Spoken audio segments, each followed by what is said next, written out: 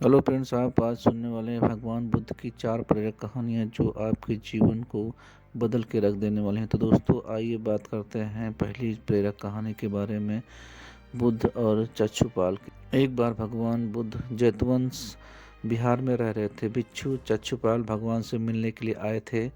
उनके आगमन के साथ उनकी दिनचर्या, व्यवहार और गुणों की चर्चा हुई। भिक्षु चक्षुपाल अंधे थे। एक दिन बिहार के कुछ भिक्षुओं ने कुछ मरे हुए कीड़ों को चक्षुपाल की कुटी के बाहर पाया और उन्होंने चक्षुपाल की निंदा करनी शुरू कर दी कि उन्होंने इस जीवित प्राणी की हत्या की है। भगवान बुद्ध ने निंदा कर रहे उन भिक्षुओं को बुलाया और पूछा कि क्या तुमने भिक्षु को कीड़े मारते हुए देखा है? उन्होंने उत्तर दिया, नहीं। इस पर भगवान बुद्ध ने उन साधकों से कहा कि जैसे तुमने उन्हें कीड़े मारते हुए नहीं देखा, वैसे ही चक्षुपाल ने भी उन्हें मरते हुए नहीं देखा और उन्होंने कीड़ों को जानबूझकर नहीं मारा है, इसलिए उनकी भर्त्सना करना उचित नहीं है। भिक्षुओं ने उसके बाद पूछा कि चक्षुपाल अंधे क्यों हैं? उन्होंने इस जन्म में अथवा पिछले जन्म में क्या पाप किए हैं? भगवान बुद्ध ने चक्षुपाल के बारे में कहा कि वे पूर्व जन्म में एक चिकित्सक थे। एक अंधी स्त्री ने उनसे वादा किया था कि यदि वे उसकी आंखें ठीक कर देंगे तो वह और उसका परिवार उनके दास बन जाएंगे। स्त्री की आंखें ठीक हो गई, पर उसने दासी बनने के भय से यह मानने से इनकार कर दिया। चिकित्सक को तो पता था कि उस स्त्री की आंखें ठीक हो गई हैं, वह झूठ बोल रही है।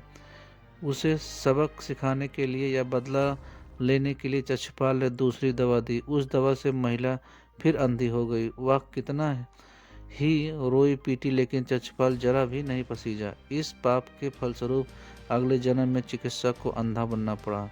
प्रेरक कहानी नंबर 2, परिश्रम और धैर्य।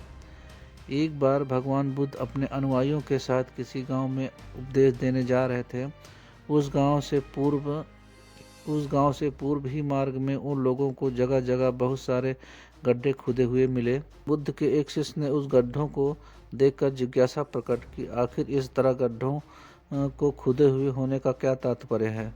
बुद्ध बोले, पानी की तलाश में किसी व्यक्ति ने इतने गड्ढे खोदे हैं। यदि वह धैर्य पूर्वक एक ही स्थान पर गड्ढे खोदता तो उसे पानी अवश्य मिल जाता, पर वह थोड़ी देर गड्ढा खोदता और पानी न मिलने पर दूसरा गड्ढा खोदना शुरू कर देता था।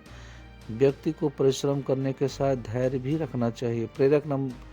प्रेरक कहानी नंबर 3, अमृत की खेती। एक बार भगवान बुद्ध भिक्षा के लिए एक किसान के यहाँ पहुँचे।